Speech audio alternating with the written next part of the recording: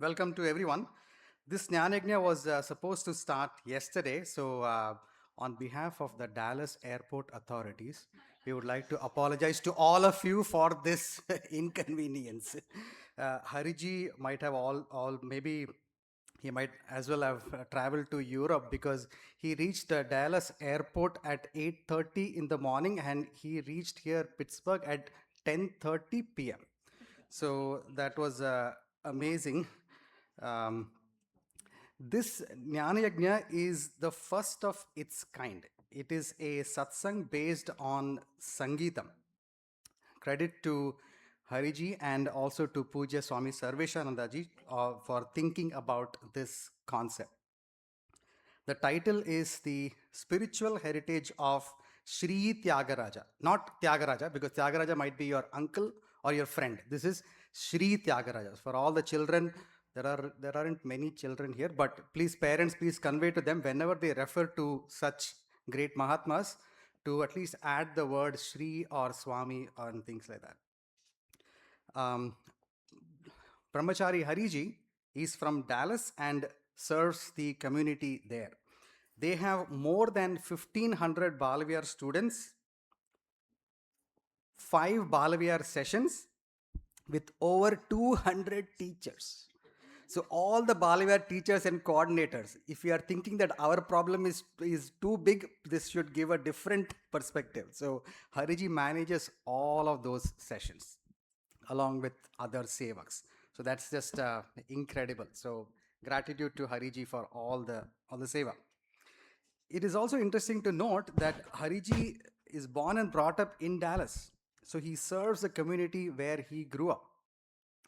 Hariji is extremely funny and has a very, very humorous way to convey Vedantic concepts without compromising on the essence. So we had the privilege of meeting Hariji yesterday. Sentence after sentence, we were laughing. So after some time, I was wondering, and I asked Hariji, is your bag of jokes unlimited? Because you already exhausted so many jokes here. He said, "Don't worry, Ganeshi, I'll be good." So without further delay, please join your hands and please welcome Brahmachari Hariji.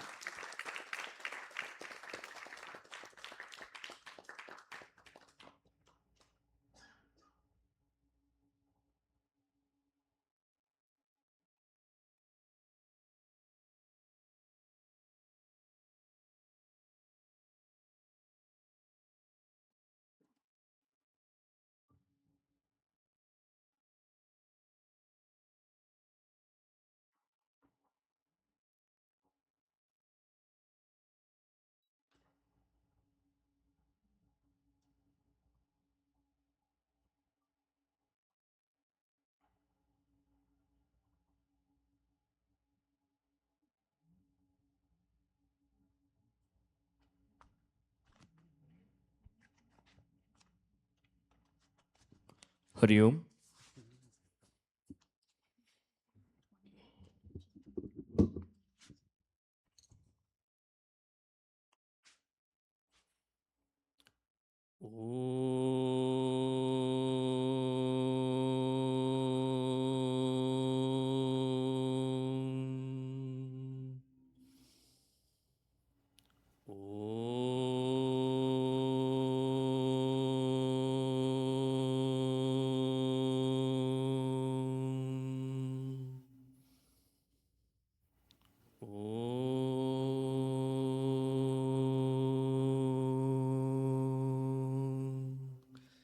Om Sahana Vavatu Sahanau Bhunaktu Sahaviryam Karavavahai Tejasvinavadhitamastu ma vidvishavahai.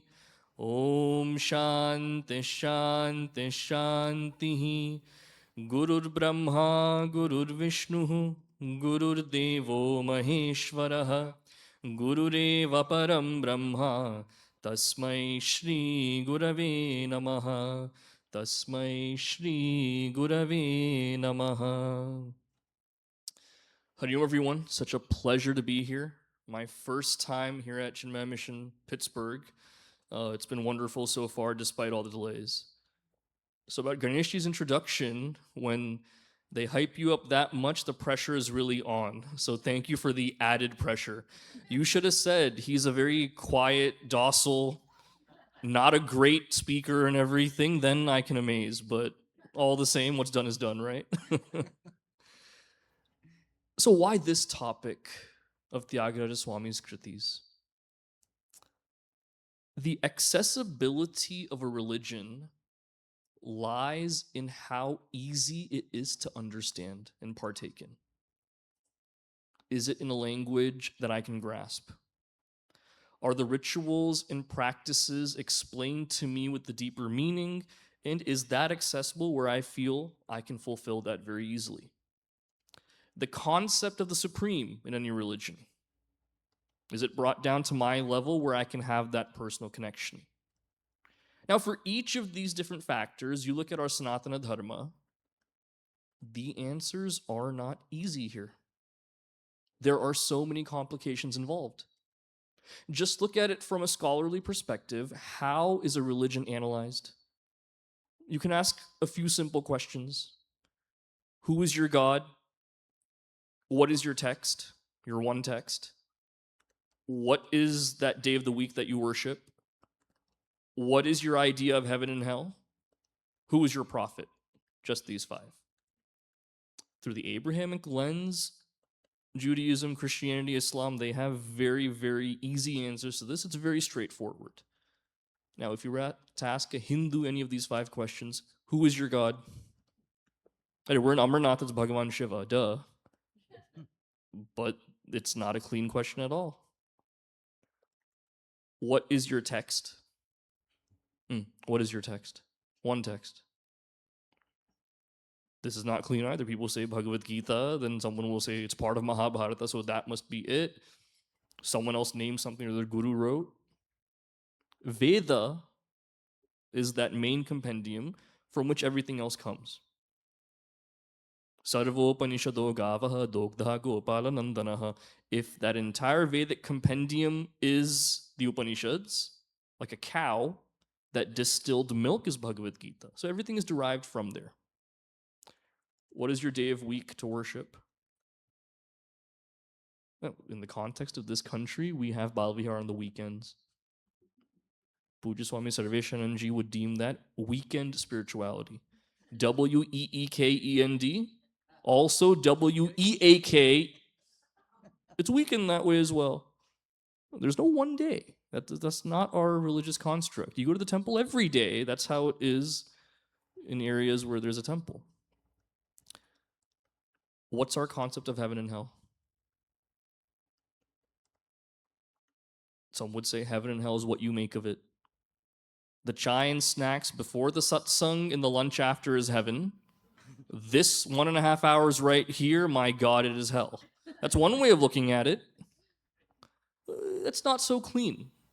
Even when we say terms like svarga, naraka, that is not some permanent place. We have different lokas. There's transmigration. Mukti is getting out of that. It's a very complicated answer to understand right there. Who is our prophet? A prophet, by definition, is the one who has exclusive understanding in the message from God and gives it to the people.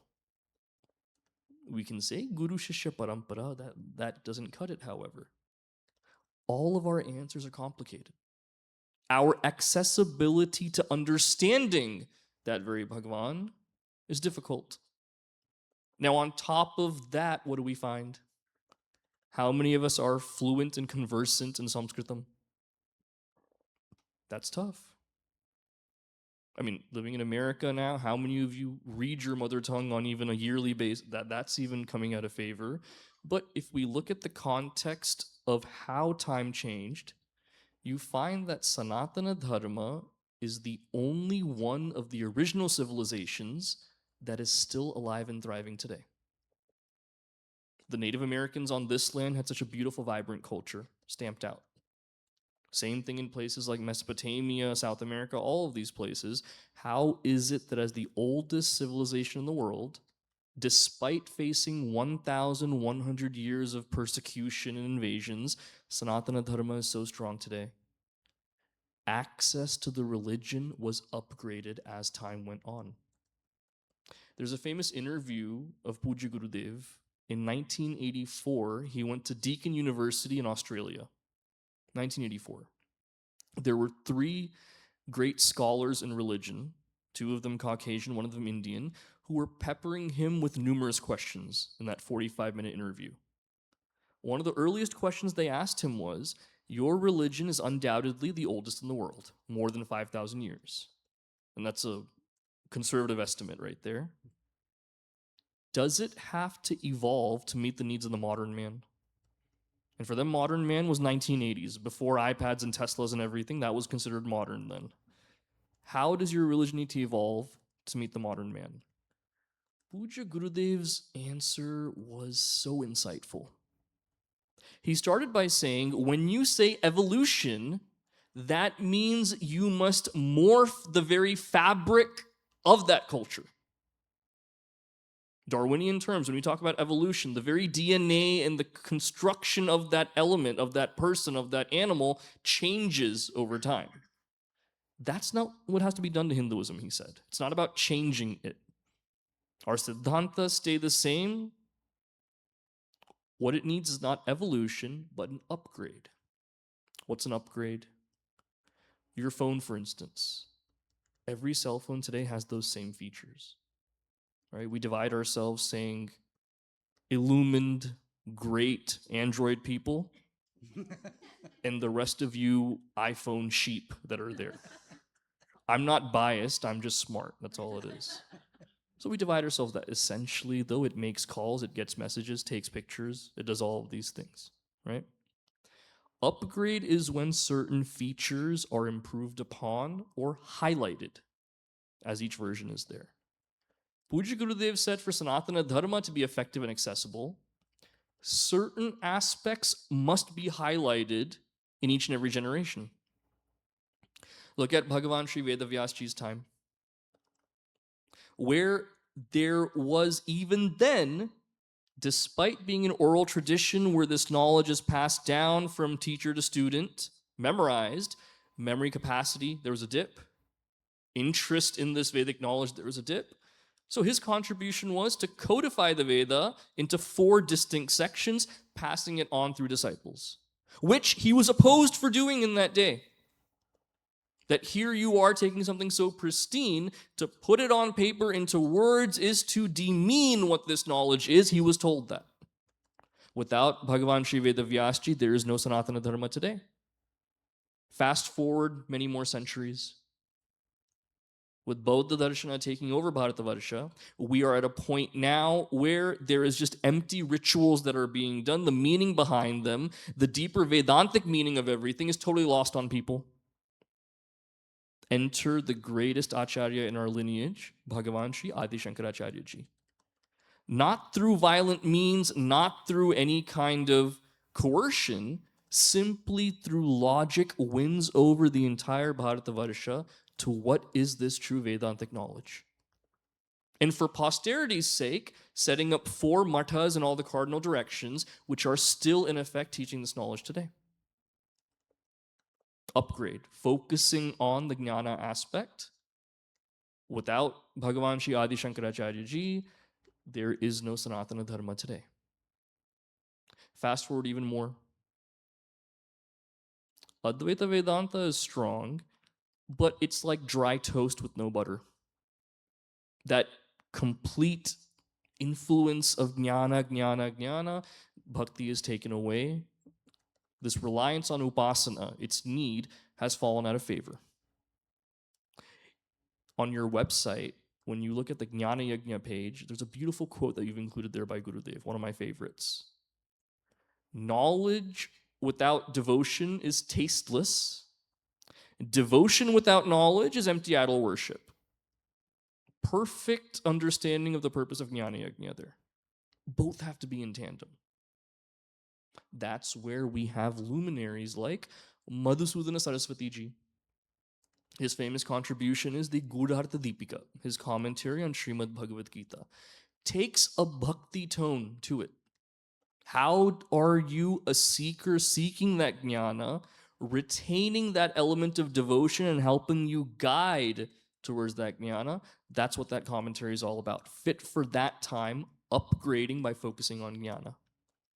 Without Madhusudana Saraswati ji, we do not have Sanatana Dharma today. Fast forward even more. In a time where, with the British invasion, the very confidence of the Bharatiya people in their culture, in their very identity, is almost squashed, there comes a leader that says, Uttishta, quoting Kathopanishad, arise, awake, and he added, stop not till that goal is reached, Puja Swami Vivekananda ji. Not only in Bharata, takes this religion beyond its borders. Goes to Chicago for the Parliament of Religions. While everyone else gets up there and talks about how great their religion is, simply pontificating on their exclusive greatness, he starts his address with Sisters and Brothers of America. Hearing that short phrase, people rise up, 9-minute standing ovation just with that introduction right there. What a representative. Without Puja Swami Vivekananda ji, Sanatana Dharma is not the same worldwide. Fast forward even more. Bharata has gained independence, but there is one religious leader who says, India may be free, Indians are not free, however, unless they are in touch with that cultural heritage, not thumbing their noses at religion. And his idea is not that we go to the destitute people, give them religion, and force them to follow this. He said those educated masses who are making decisions for this nascent country, they are the ones that need this knowledge. Despite all odds, gives it, starting with the Ganesha temple in Pune with 4 people attending. By the end of his life, we are in more than 20 countries. Without Puja Gurudev Swami Chinmaya ji, Sanatana Dharma is not the same. Each of these leaders came and upgraded the religion along the way. Now, what is the context of Sri Thyagaraja in all of this? Sanskritam being inaccessible for so many, the way Sanatana Dharma upgraded and stayed alive in the hearts of bhaktas is through regional works. Tulsidas ji's Ramayana, written in Avadhi, which is a language that was so accessible to so many.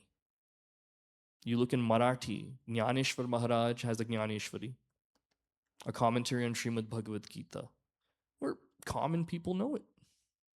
Even works that are Pauranic and Itihasic in nature, already cryptic and hard to understand, whether it's Kamba Ramayana in Tamil, Mula Ramayana in Telugu, all of these texts keep it alive for the people at the most grassroots level. Now, we live in a world today, we make this bifurcation between entertainment and religious learning. That's why I have to tell jokes in these things, so you guys still stay awake. That's the purpose of jokes and everything, nothing more than that. There were times in the old days in satsangs where every now and then the pravakta would yell, Haro Hara, something like that. That wasn't just emotion, that was to make people wake up as well, right? I can't yell Haro Hara every 10 minutes though, all right? If you have a pacemaker or something, that can be really tough. So, a joke every now and then. But we still make that distinction. What is entertainment? What is knowledge? What if that was melded together? In one of my favorite texts, Panchadashi, 7th chapter, the Shishya asks the Guru, you tell me to focus on this Brahman, keep my mind on this knowledge at all times. I find that my mind strays. When it does, it goes into Rajasic and Tamasic endeavors. Coming back to this sattvic state of mind is nearly impossible to do. What's the solution for this? The Guru says there's nothing wrong with distraction. There's nothing wrong with wanting to be entertained either. However, if you keep your mind in sattvic entertainment, the mind satiated, as well as knowledge still being reaffirmed, that is why you look at our art forms, they are all centered around that Ishvara. Whether it's Sangita, Nritya, Natya, all of these, the focus is that. So that's what keeps it pop culture relevant, so to speak, as well as deep in knowledge. And if we look at that time, the 16 and 1700s, from a pop culture standpoint of a famous cultural icon to giving the depths of this knowledge, Thyagaraja Swami is one of those luminaries that comes to mind. Now, what is the purpose that I want to highlight today in these sessions? Not simply gushing about how great the compositions are, and Sia will do a great job in conveying that to all of us. What I want to highlight is, what is our relationship with Bhagwan? By our, I mean every single person's individual relationship with that Bhagwan. Look at the friendships and relationships you have in your life. I like to say there are 3 circles that are there. First, most innermost circle, your kids, your spouse, your parents, your immediate family, those people that know you best. Now, widen that circle a little bit. Second circle are those people not that immediately known, but the regular people. Your Chinmaya mission family, the people you volunteer with, some of your coworkers that become family friends. This is that list right there. Now, the circle analogy becomes relevant when you have to invite people to your kid's wedding. Who comes to what, and the circles really matter at that point. Wider circle beyond that, third level, your Facebook friends, hi, hello friends. When you need something and you say, I know a guy that works in that industry, those kind of contacts that you keep, that's that third level. Now, the funny thing is, the way each of these people react and respond to you is very interesting to see. When I suddenly went and came back as a brahmachari, people in that third outer circle are the most respectful. Why? Because they don't know me that well. The thing about being a brahmachari in your hometown is, the good thing is I know the people. The terrible thing is the people know me. So that wider circle, the third circle, it's awesome that you came back as a brahmachari. Very respectful people. One circle in, the people that know you kind of well before. For them, it's also an emotional feeling. One of our own became brahmachari. This is awesome. We knew you then. Now we know you. Great to see. That innermost circle is the most interesting response that I would get. They let you become a brahmachari, is what they'd say. That's because they know you the best. So our relations that we have with people in our circles like this change over time. Now, how many of you have a best friend, the same best friend now for more than 10 years? More than 30 years, same best friend? More than 40 years, same best friend. Childhood friend, I'm sure, right? No matter how successful, no matter how refined, sophisticated you get, when you're with that friend, you act the same way you did when you first met right there. It's hilarious for your kids to see that our dad or mom acts this way with their best friend. So some relationships are like that. We hold on to the memory of how things were. Now, recently, 2 of our Yuva Kendra members came to me. And I could tell they're not just friends anymore. You can tell. They think the brahmachari is dumb and he just sits there and teaches classes and doesn't know anything about us. You can tell. How could I tell?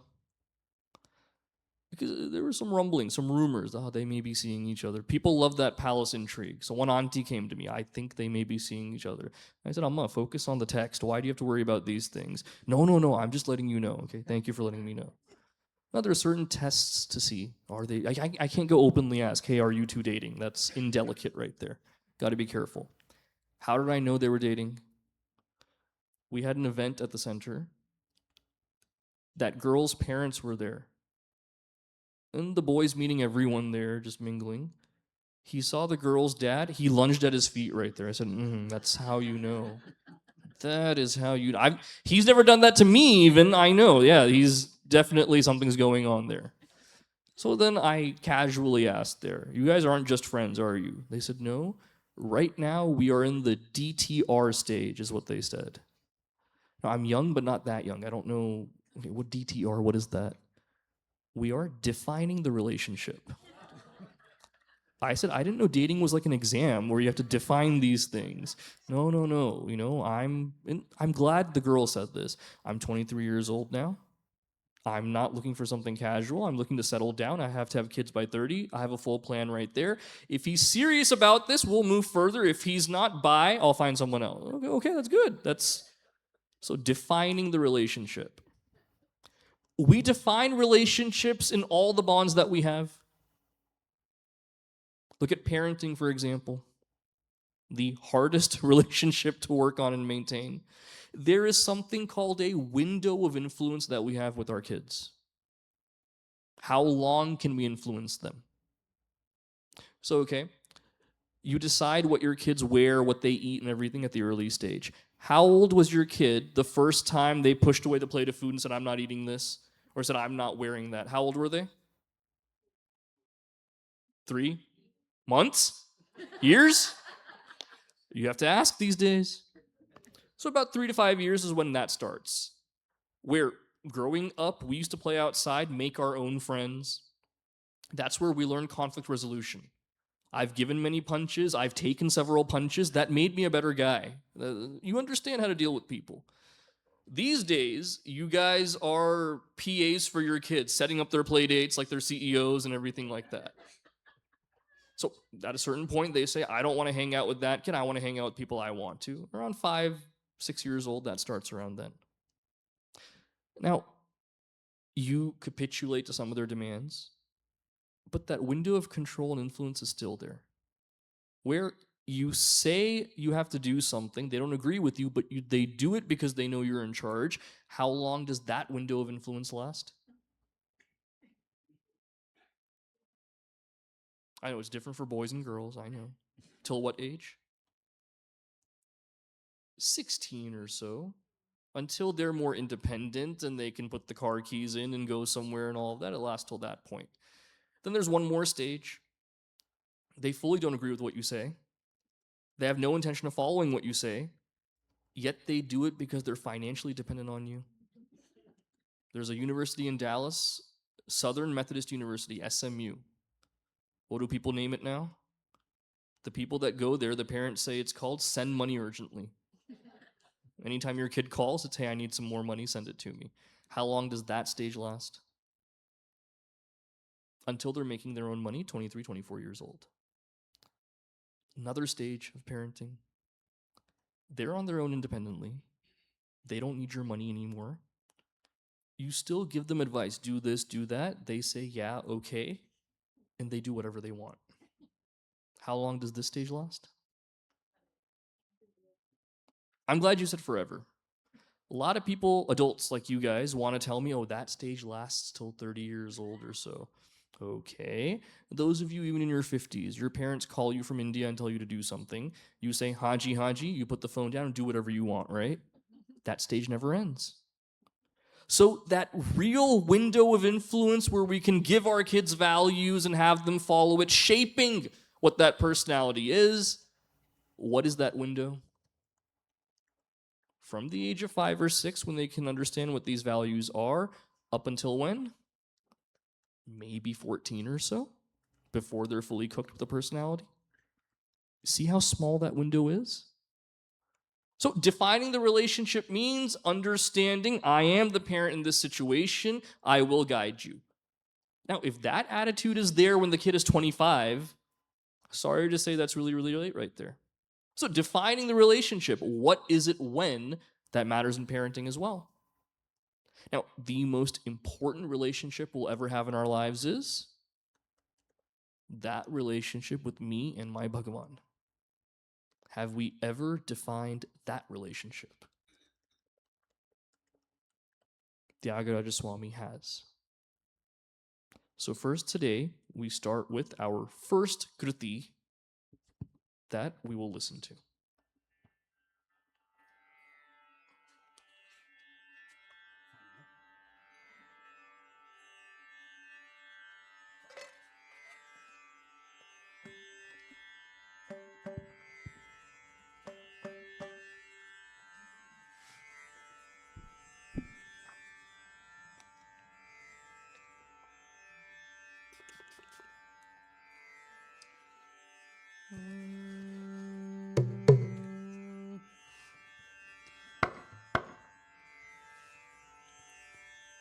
broche varevare broche varevare raghupate broche varevare raghupate broche varevare ninnu vina broche varevare నిన్ను వినా బ్రోచే వరవరే శ్రీరామనరుణ బ్రోచే వరవరే శ్రీరామనరుణ బ్రోచే వరవరే సకల లోకనాయక బ్రోచే వరవరే సకల లోకనాయక బ్రోచే వరవరే నరవరణీ సరి బ్రోచే వరవరే నరవరణీ సరి బ్రోచే వరవరే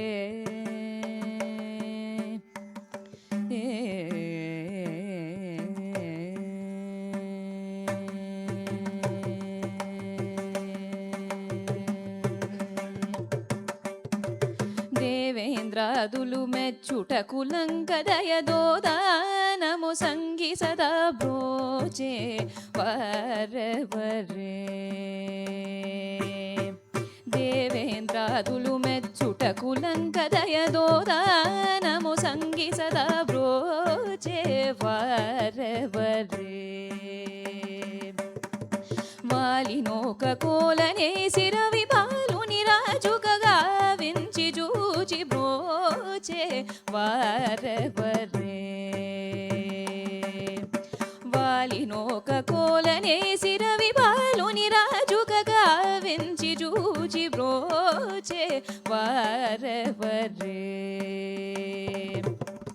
ముని సవంబు చూడ వెంట జనికల మారి చాతుల హతంబు చేసి బ్రోచే వరవరే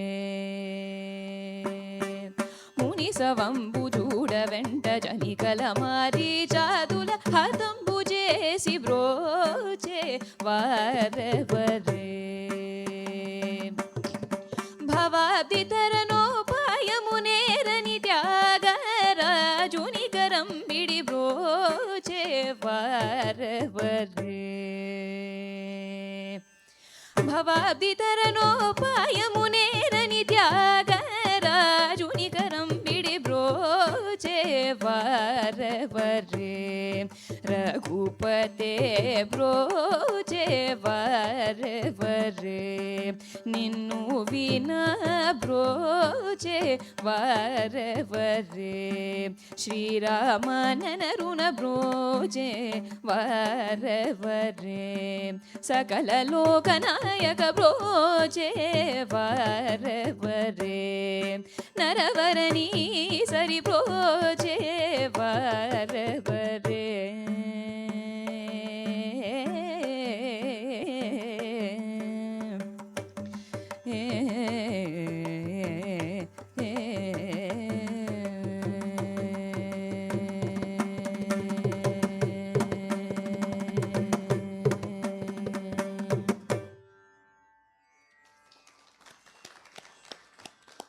You can clap a little louder. Come on. Broche vardevare. Who is there to save me? There are expectations in any relationship that we define. Expectations in every way. I was listening to a parenting podcast recently, just so I can understand what is the culture around parenting as it evolves. Someone said defining boundaries as I need to do something, you need to do nothing in that situation. That's a boundary right there. Let me do what I do, you stay solitary right there. So defining it in that way. Sometimes expectations are mutual. In a friendship, in a dynamic, what do you give me? What do I give you?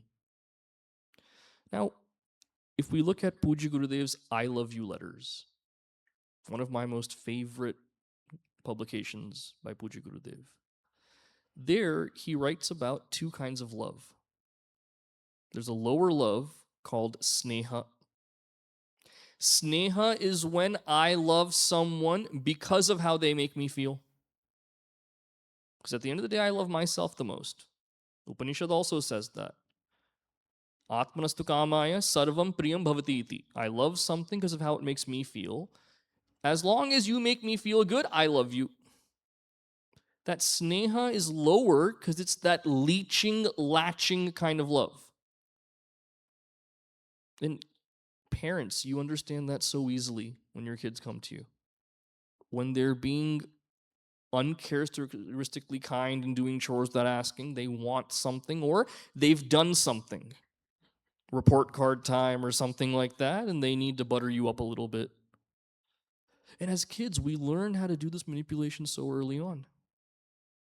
When I was in high school, if I wanted to go to a movie with my friends, I knew to ask my dad and not my mom.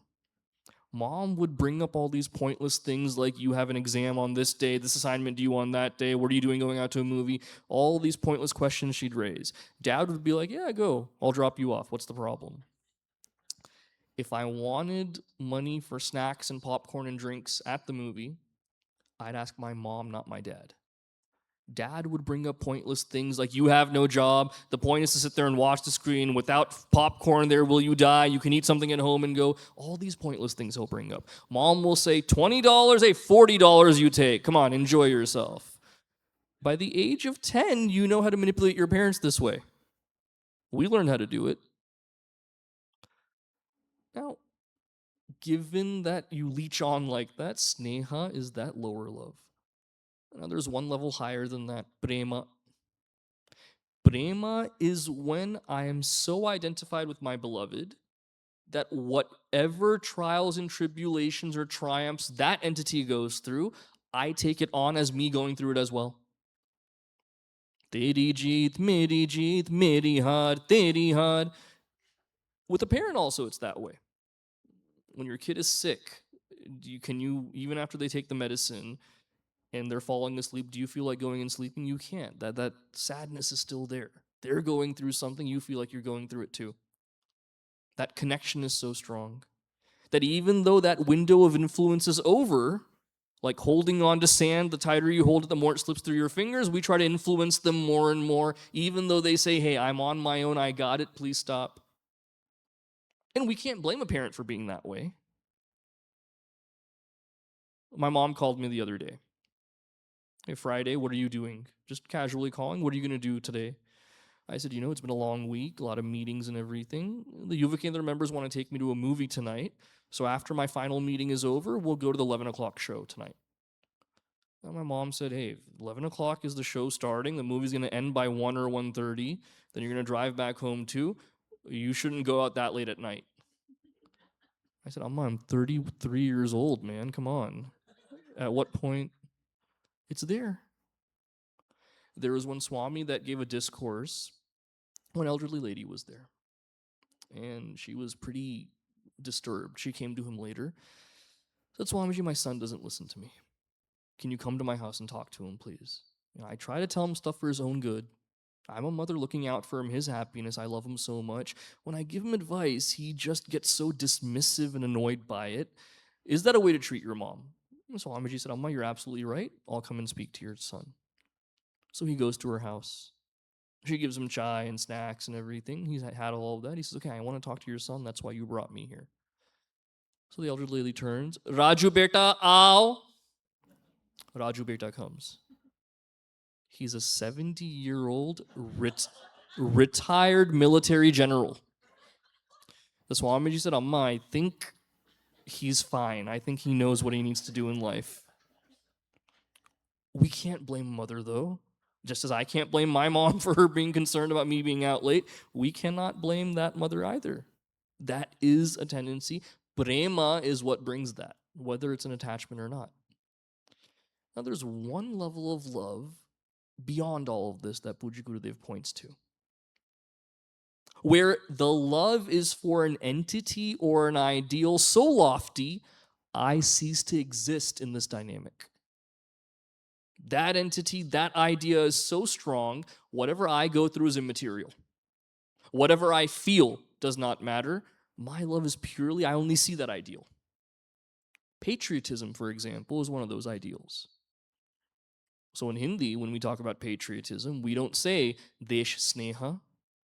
We don't say Desh Prema. We call it, this is what bhakti at that highest level is. I cease to exist at that point.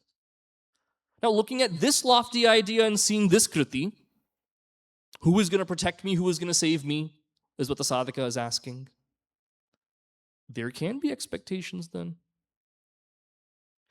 We've been thrown into this samsara, this game of life with no rule book. And on top of that, Karma Siddhanta tells me when I make mistakes and do something wrong, I have to pay for it later. Who would want to play that kind of a game? And it's not like anyone invited me and said, do you want to play? Without my consent, I've been given this birthright here. Any other game that I don't like, I can say, I quit, I'm done. You say that in this one, you life after life after life after life, you have to live again and again. Again, without your consent. I hate this game of life. This is awful. At least in other games, when there's a leader that's running that game, you get to see him, talk to him, he advises you. Where is this Bhagavan for perception right there? And then anyone you go to that's knowledgeable will say, just have faith in him in that higher. What higher? You look up, where is this entity? Where are you protecting me in all of this? Now, what the sentiment in this kriti is very interesting to see is, you helped Gajendra, you helped Prahlada, you helped all of these different people. Can you help me a little bit at least too? You've given so much to all of them. Thodi si do lift kara de is what we were asking Bhagavan. One of the most beautiful, humorous bhajans by Puja Guruji Swami Tejomayananji. Shyam sundar ko to aana hi hoga. You have to come at some point, Bhagavan. And he says, you say, karma is your only adhikara. Your only right is to do karma, to demand nothing else. Expectation can't be there.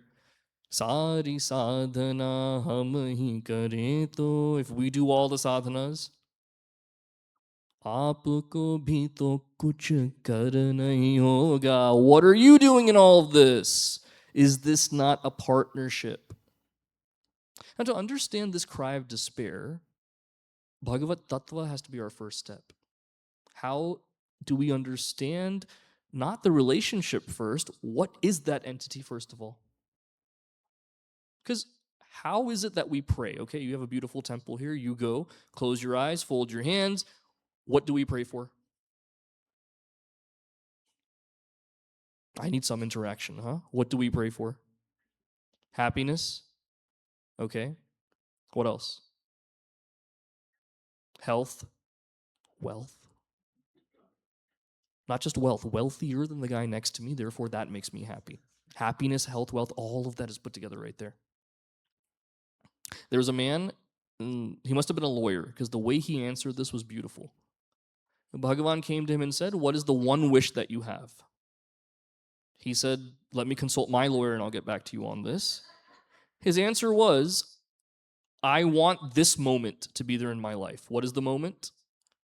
At the age of 90, I want to be sitting in the third floor of my house, having a breakfast of every fried food with my great-grandson. One wish, look how much he knocked out with that. That is a home run of a prayer, man. You guys say, I want health, I want this one job. No, you got to ask for the highest.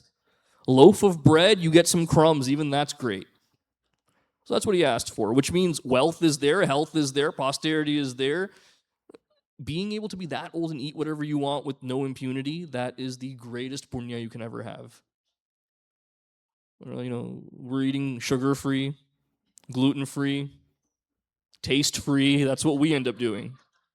It's not like that for everyone that enjoys. So we ask for these kinds of things. When we glorify Bhagavan, however, we give him so many different monikers that don't align with this. Bhagavan, you are Sarvagnya, all-knowing. There's nothing you don't know. Bhagavan, you are Sarva Shaktiman, all-powerful. There is nothing that can stop you from doing what you do. Bhagavan, you are Antaryami, the one indwelling in me. I praise Bhagavan like this in Aartis again and again. Do I pray aligned with that idea though? When I say, Bhagavan, you give me something, first thing I'm saying there is, Bhagavan, that thing is more important to me than you. That's the first thing I'm saying. Second is, Bhagavan, you're Sarvagna, you know everything, except what I need right now. Let me tell you what I need. Bhagavan, you're Sarva Shaktiman, all powerful. Yet ours is a Vyapari relationship. Let me break 11 coconuts in your temple. You give me what I want then. You who are everything, let me bribe you with these coconuts or me fasting or something like that, as if that turns the needle in some way. Or I treat Bhagavan like my hitman. Someone offended me here, you take care of them. Antaryami, you are the indweller in me. You are me. I am not existing without you. Yet I have the audacity to blame you when things go wrong as if I'm not the one that did these things. I don't take full accountability.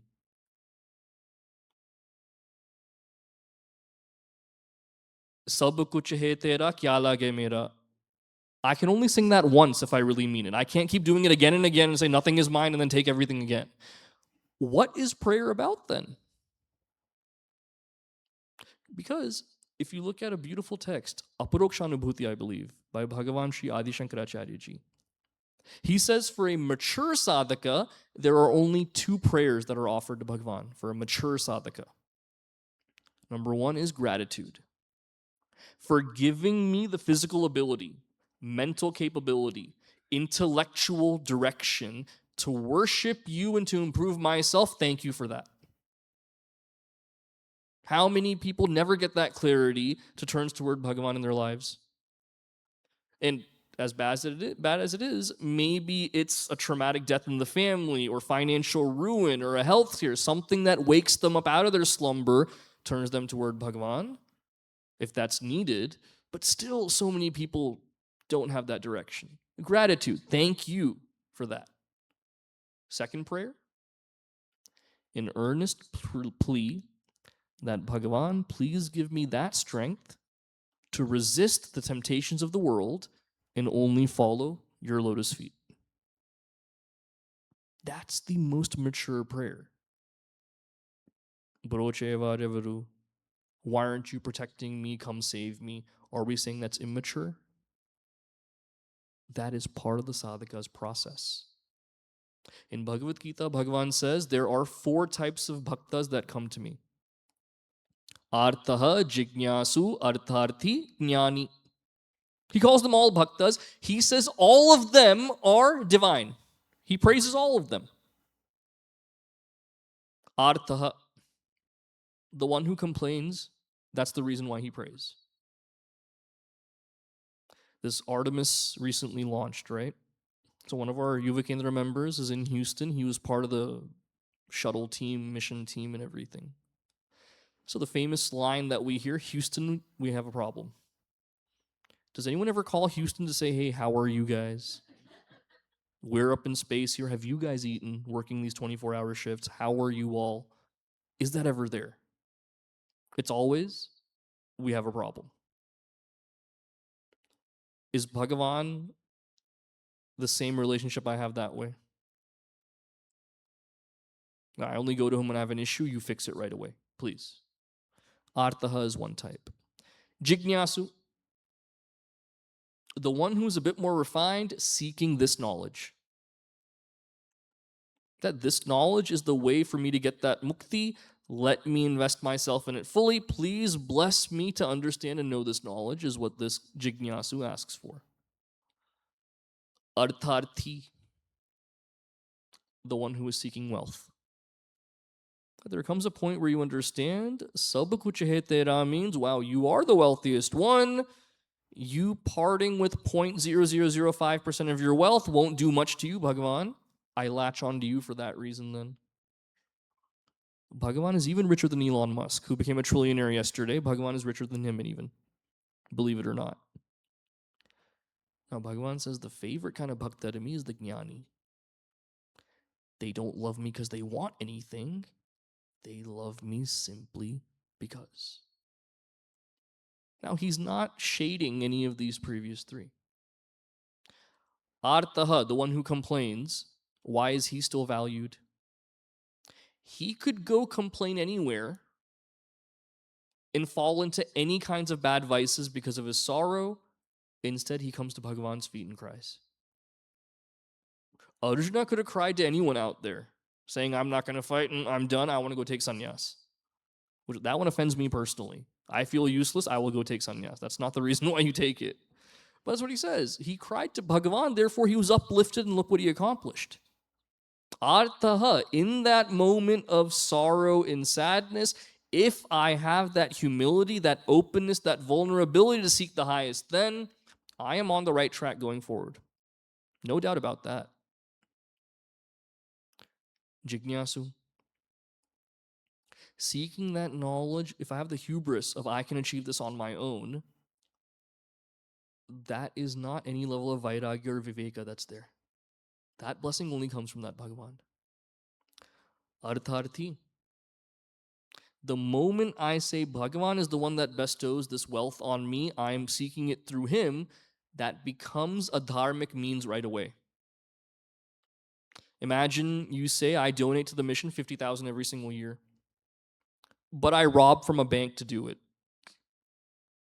That doesn't work. It has to be dharmic in how it's accrued and how it's dispensed as well. That happens when I have that Bhagavan-centered focus, even if I'm someone seeking wealth. That's a step in the process. So no kind of sadhaka, if they are fully committed, is ever criticized by Bhagavan. What's given in this kriti that's so beautiful is even that despair of please help me, I believe you are the one that can help me. That sharanagati, surrender that is there, means so much. Now, with that expectation, in understanding that sharanagati, there has to be some kind of trade-off involved as well. Part of the Gita Panchamrit that we're looking at this year, one of the most beautiful shlokas in Bhagavad Gita, Ananyaha Chintayanto Mam. Do not have chinta, any worry or concern for anything but me. Only focus on me. Tesham nityabhyuktanam. When that is taken up, what do I take care of for you? Yoga, kshema, vahamyaham. I take care of that for you. Yoga, in this context, those things that I acquire through lifetimes. Kshema, preservation of those things. Our entire life is conditioned to care about nothing but yoga and kshema. Get good grades in school and study hard. Why? So you get to a good college. Get to a good college, work hard there. Why? So you're gainfully employed. Be gainfully employed. Why? So you can support your family that you have and accrue and everything.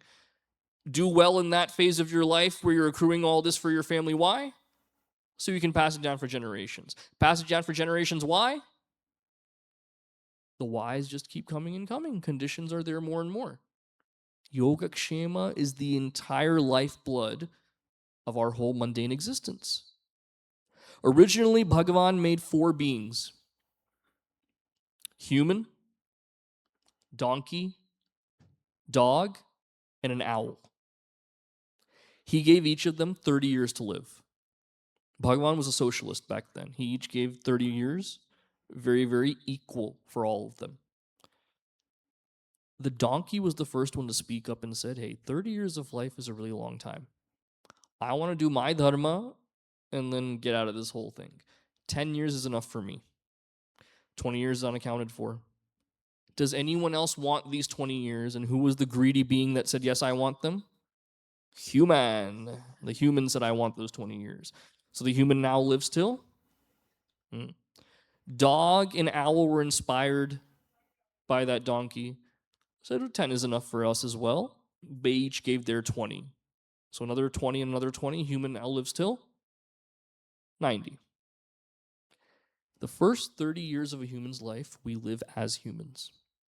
Learning more about ourselves, understanding the world around us, building our own skill set to contribute to the world in some way, enjoying and going along with that bhoga of life as well. 30 to 50, life of a donkey. Driving your kids around everywhere. Dealing with your boss. I've never met a single person that says my boss is smarter than me. Everyone thinks they're smarter than their boss. Everyone thinks that. The guy working under you thinks that as well, by the way. Everyone thinks that. Life of a donkey. Slogging. For what? The reward is more slogging. I earn so much money because my kid needs a phone. I give him the phone. He texts. I have to do texting at the dinner table as well. When I tell my kid don't text, he says, but you're texting. I'm texting for work to pay for your texting. Donkey's life. And a donkey has on its back a nice rod with a carrot there at the end. No matter how fast it goes, the carrot is far away. So things like a pension or a stock option or this or that, those are those carrots that I have right in front of me that I go for.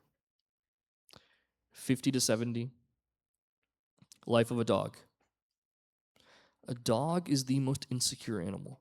Selflessly loves, unconditionally, yes. Insecure in that it hides its bone somewhere in the yard.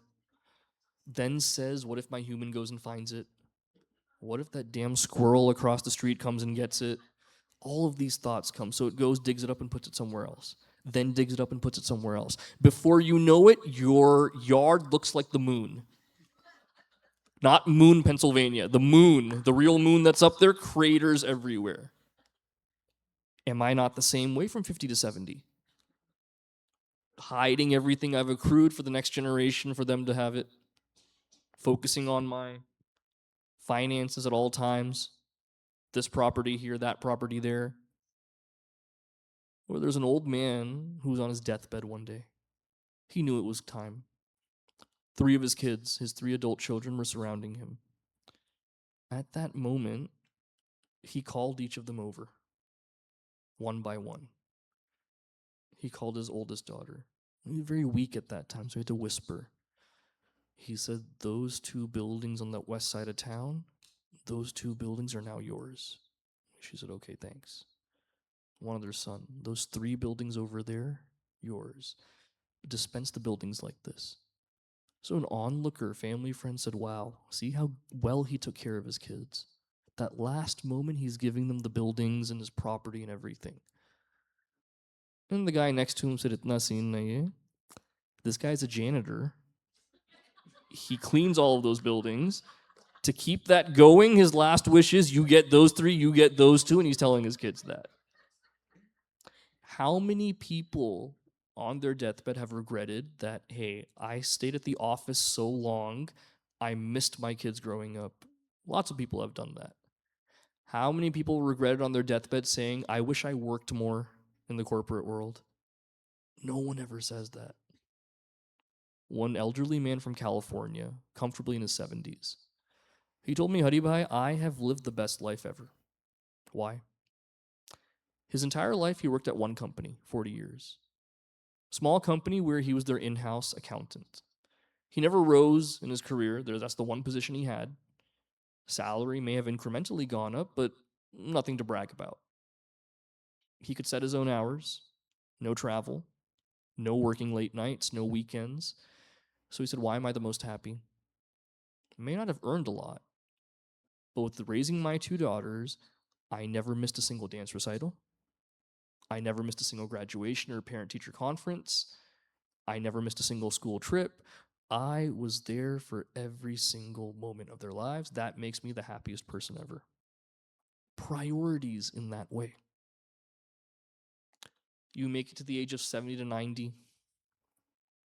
An owl sits perched on a branch, does not move, simply looks at everything. The body does not work like it used to. Sneezing can make you get a back spasm. So getting a cold is the worst thing because it can actually hurt other parts of your body.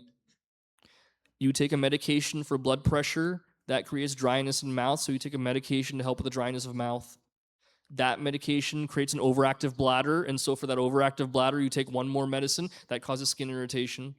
That medicine for skin irritation makes you get blurred vision, so one more medication for that. So 20 pills, one after the other every single day. 70 to 90. And at that point, you sit there watching the world go by. No one does anything the way they used to in the old days. Your grandkids don't want to talk to you. They're absorbed in their phones all the time. You want to tell them a story about your upbringing and things like this, and their eyes just glaze over. And they tell you, if you wanted to bore people your whole life, you should have become a brahmachari. Why are you telling us stories and things right now? 70 to 90. Our whole life is nothing but yogakshema. Now, Bhagavan says, what if I could take care of that for you? I'll take care of it for you. And you say, okay, what's the deal to be made right here? What do I have to give you in return? Very simple thing you have to give me in return. Ananyaha chintayanto mam. Do not think of anything but me. Every few years, you find names that are popular. There's a list that they release every year in America, the most popular names. Emily is always at the top of that list for girls. Looking at my Balavihar rosters in Dallas, every single grade level, from like 3rd grade and above, every class has at least 2 or 3 Ananyas in it. Such a popular name. Is there an Ananya? Anyone have a kid named Ananya here even? Yeah, see, you know. What a beautiful name. The reminder that nothing but that Bhagavan should be my focus, no other. Advaita level of saying there's only oneness, there's only that one entity, that's beyond. First level has to be, let me shut out everything else. That is how I mature as a sadhaka. Every other need completely falls away. So in this kriti, as Bhagavan goes even further in our understanding of him, one thing that is claimed by Thyagaraja Swami is even Brahmaji and the other devatas worship you only. Something that an exalted great person does, I will follow what they do. That's natural. No one follows something simply because a book says it. Our rishis honed into that early on. Bhagavan Krishna says in Bhagavad Gita 3rd chapter, Yad yat acharati shreshtaha tat tat eva itarah janaha. That which a great person does, other people automatically follow. Not for any other reason. There's one doubt that I had when I was a Yuva Kendra member. Just like you have here in Pittsburgh and Dallas, we had a founder's tree with the people's names on them and sponsors and all of this. And my question to Swami Sarveshananji was, we talk so much about selfless giving and dana in that karma yoga capacity. Why are we putting people's names and glorifying them here? Isn't that antithetical to what we do as a mission? He said, don't be so myopic in your understanding. The point of that is, upstanding good people in a community give and their names are highlighted. That inspires others to do it as well. Now, is it a rajasic way of doing it? Yes, no doubt. The means justify what the end is right there, though. So in that vein of following what the great ones do, glorifying them, saluting them, comes our next kriti today.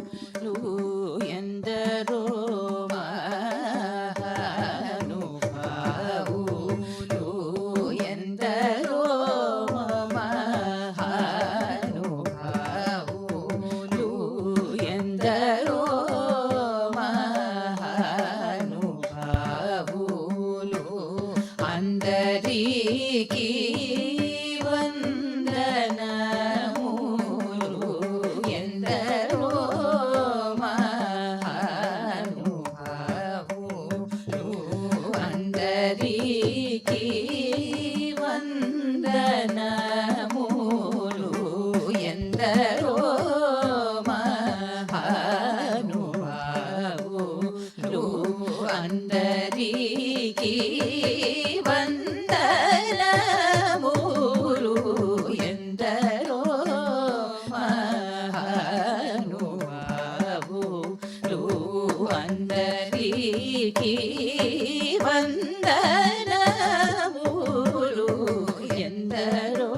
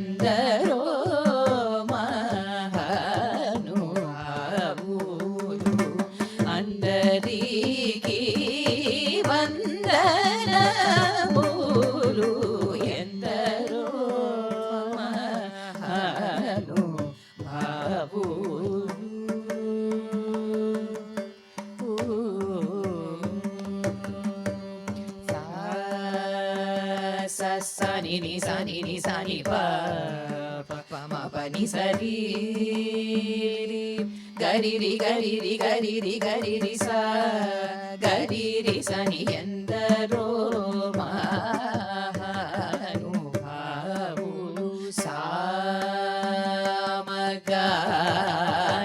సామగానలోల మనసి జల వన్యన్యము ధన్యులెందరో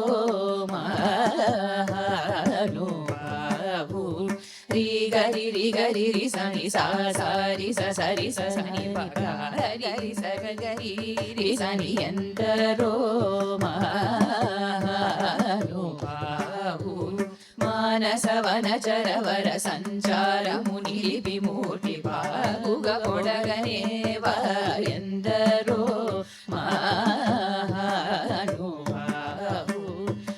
మరి రి పప మరి పాప మరి ని పని పమ పప మరి రి గరి సని ఎందరో మహానుభావులు శరగుణ పారములకు స్వాంతమను సరోజమును సమర్పణము సేయువారెందరో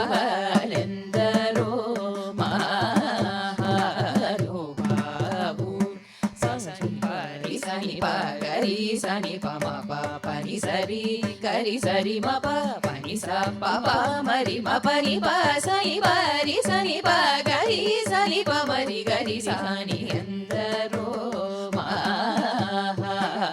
మహానుభావులు పతిత పావనుడనే పరాత్పరుని గురించి పరమార్థమగు నిజ మార్గముతో నువాడుచును సల్లాభముతో స్వరయాది రాగములు తెలియువారెందరో మహానుభావులు మమ పరి రి గరి ని సరి గరి రి సని పని సరి రి రి రి గరి సరి మ పని సరి రి మ పని సరి గరి రి స సని ప మరి గరి సని ఎందరో మహానుభావులు హరి గుణమ మణిమయ సరములు గలమున శోభిల్లు భక్త కోటిలిలలో చెలివితో గరుణ గల్గి జగమెల్లను సుధా దృష్టి చే బ్రోచువారెందరో మహానుభావు.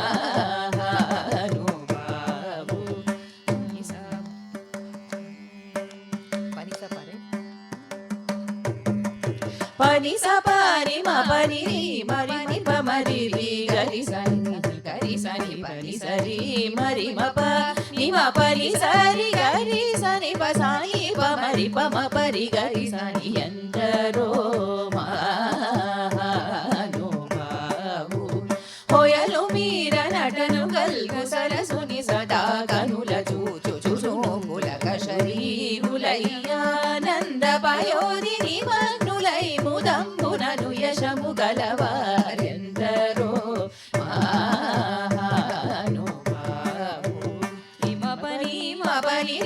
మపని పమరి గరి సని పని నిసా సరి గరి సరి మపని పని మపరి గరి సరి మప మప నిపని మపరి మపని మపని సరి గరి సరి పమపని నిసా గరి సరి సరి సా సని పమపరి మరి పమని పసాని పమరి గరి సాని ఎందరో మహానుభావు.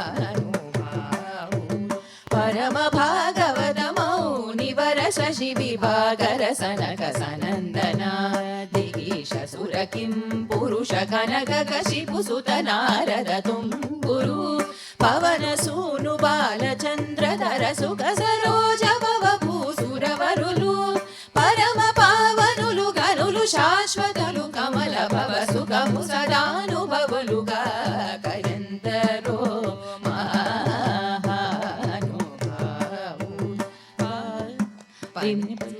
సరి గరి సని పరి సరి పని పరి సరి గరి సరి సరి మ పని పాప మరి పామరి రి ని పప సని పరి రి సని పాప గరి రి గరి రి రి రి గరి రి గరి రి రి స స పాప రి రి గరి సని పని సరి స స స పాప ప రి రి రి గరి సని ఎందరో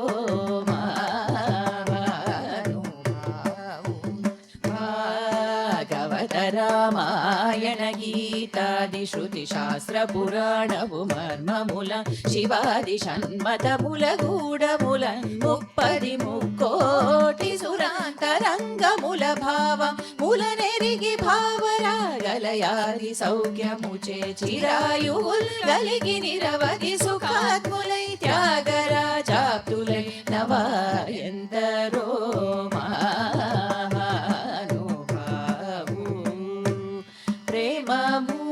పీరి కోమేళ నమమును తలచేవారు ప్రేమము పీరి కోను వేళ నమమును తలచేవారు రామ భక్తుడైన త్యాగ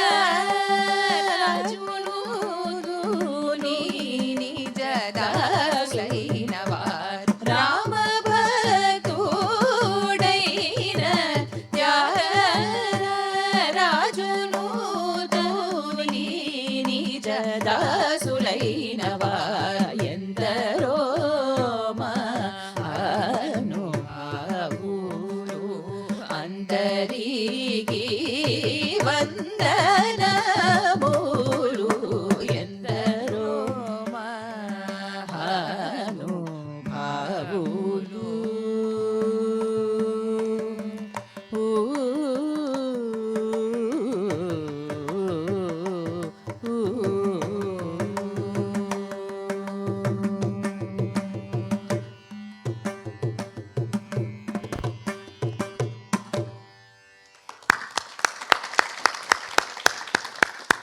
Fantastic. Whenever we end a stuti, usually we do a JJ-kar. For example, after Hanuman Chalisa, Siyavara Ramachandra ki jai, Pavanusata Hanuman ki jai, Umapati Mahadeva ki jai. Then Sab Santan ki jai. All those Santa Mahatmas, those saints and sages, known, unknown, famous, those who have been in our lives, not in our lives, that we know of, all of them are to be saluted. That is the idea given here. Yandaro Mahan Bavalu. Andariki, to everyone, Vandanamalu, our salutations. Mahanubhavu is a very interesting moniker. Anubhava, someone who has experienced that highest, to them our salutations go to. So often we can read about something ad nauseum. Until we actually go through that experience, there's no way of expressing it. Some experiences, even after we've gone through, there are no words we can use to express it. Imagine I was born blind. Explain the color blue to me. I'm blind. I have no context of it. Explain blue in words. Yeah, it's like, in the sky. Okay, it's like when the ocean. No context right there. For this highest reality, beyond any kind of perception, that has no way to be understood, the fact that these great saints are able to quantify that into some kind of word pointing at that highest, inspire people to understand, is an amazing effort. Taking it further, to make it palatable in some prose form or in some way that we can remember this in a pithy way through these various stories and leelas is even more exceptional. To turn those leelas into compositions with a meter, with a tune, is one more level of virtuosity and expertise. To play within the ambit of different ragas and composing it a certain way with a technical nuance to it, that is the highest level of virtuosity. So those Santa Mahatmas that praise this knowledge in that way, coming down to our level, making us enjoy that process, to them goes our biggest namaskara. Now, in today's day and age, how do we respect someone's influence? In Srimad Bhagavatam, the 12th canto, there's an entire section given there on what is to be expected as Kali Yuga progresses. Now, some of these things are so poignant for today. One that's given is knowledge will no longer be valued. That kind of skill set that helps someone make a living, that's what's valued the most. This past month, anytime a commencement speaker has spoken at a graduation, anytime they praise AI and the revolutions it's making, they are relentlessly booed. As they should be. Yes, is it making our life more convenient? For sure. But that curiosity to know and to build something on one's own, that's taking a hit. It's nuanced, this argument here, but that is the case. What's said in there is coming true today.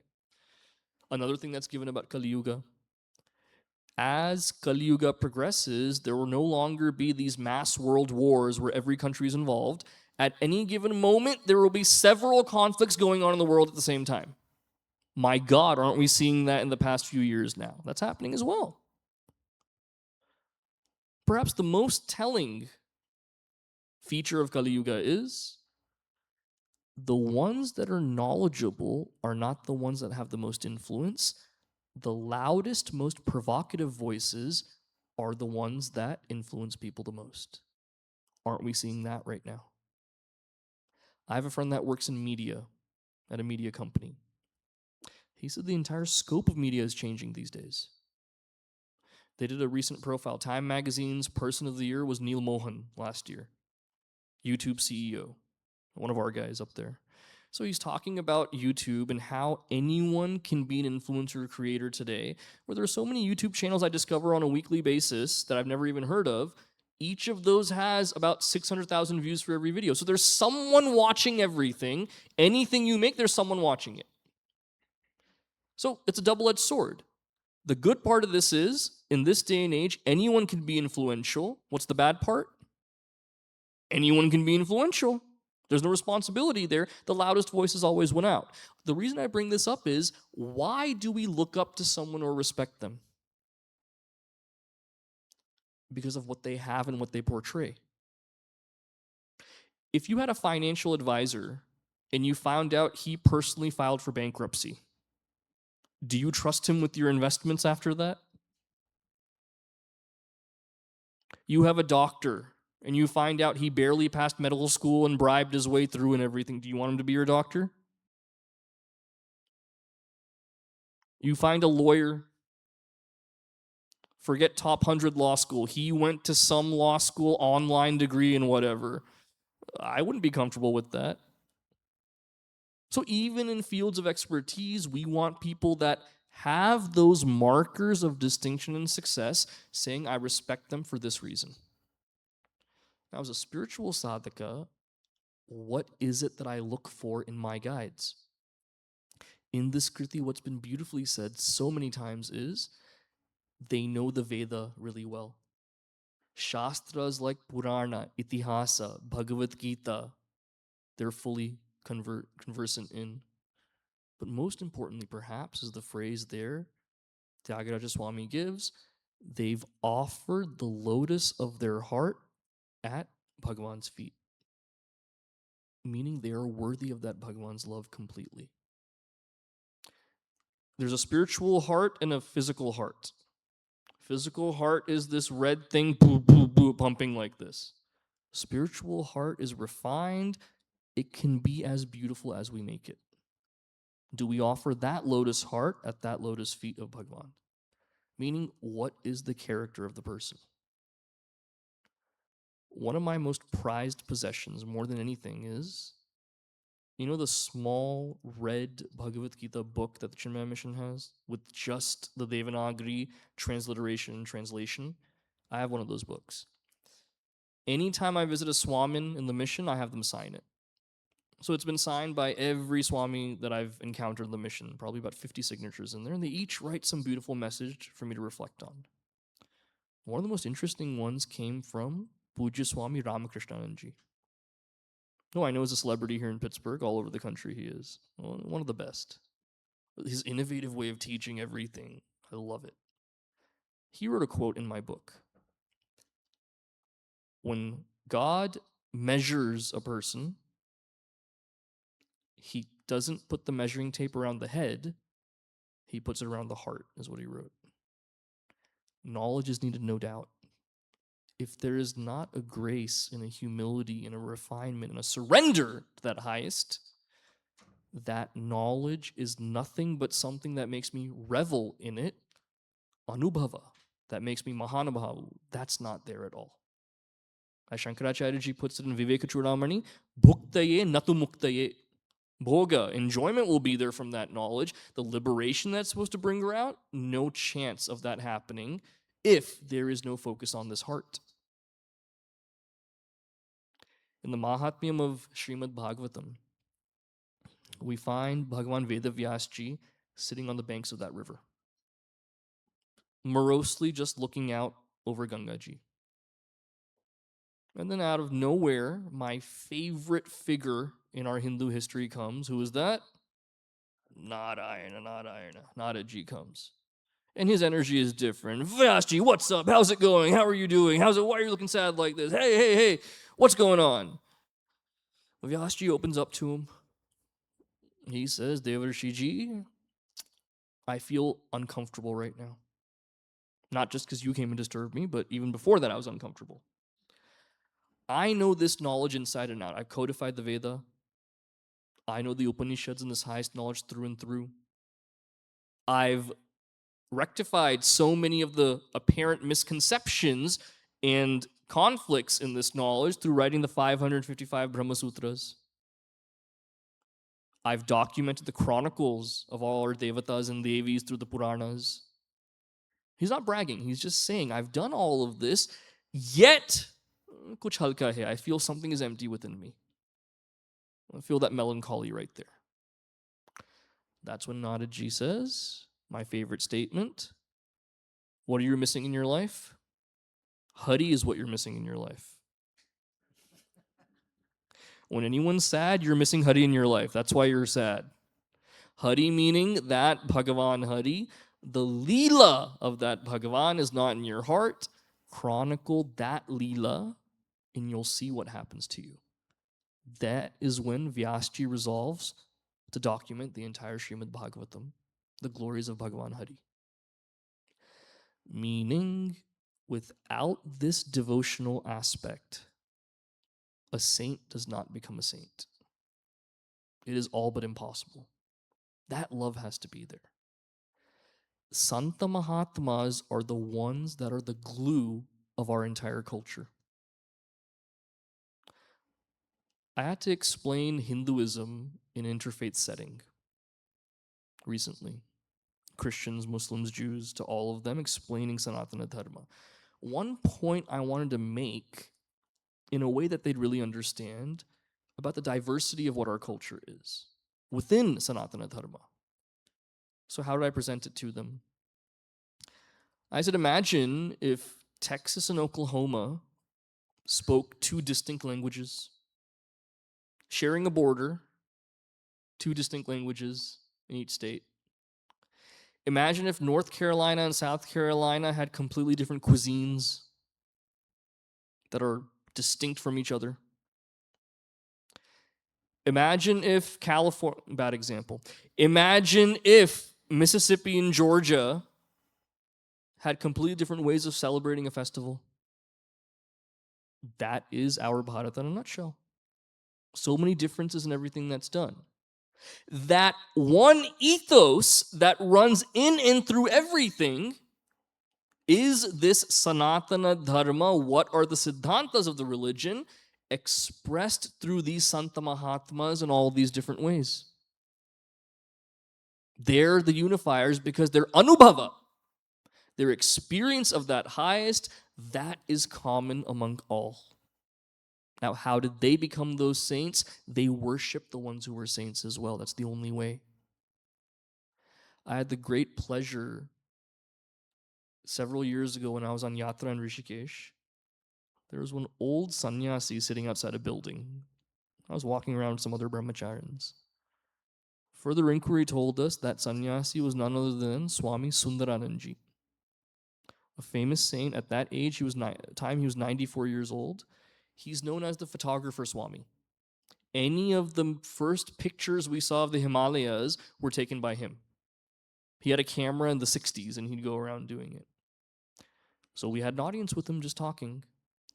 The thing that got me the most about him is he was a direct disciple of Param Guru Pujya Swami Tapovanji Maharaj.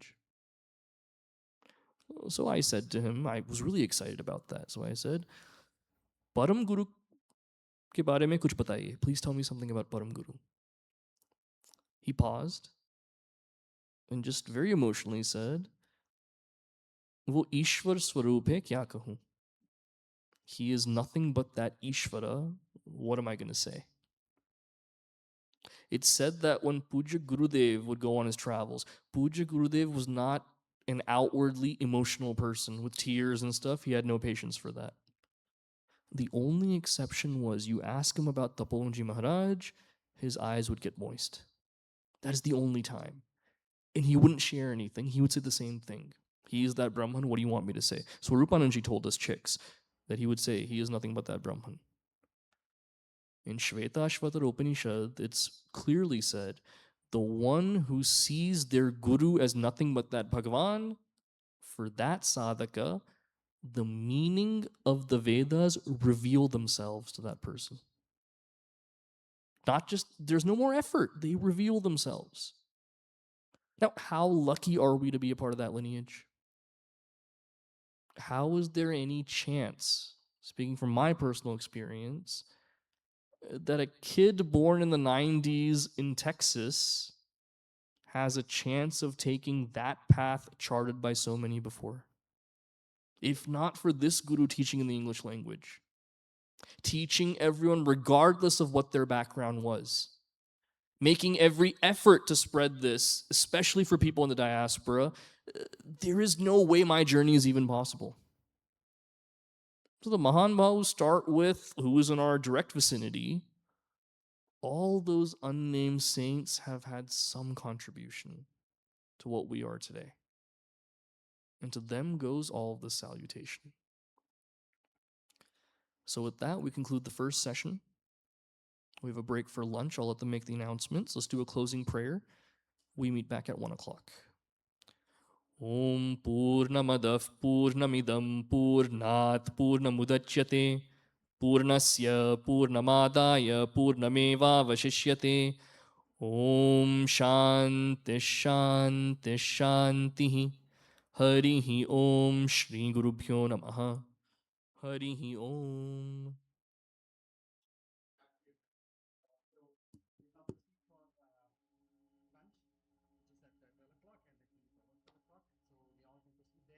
Next session will be at 1 o'clock. So please do try to come back on time.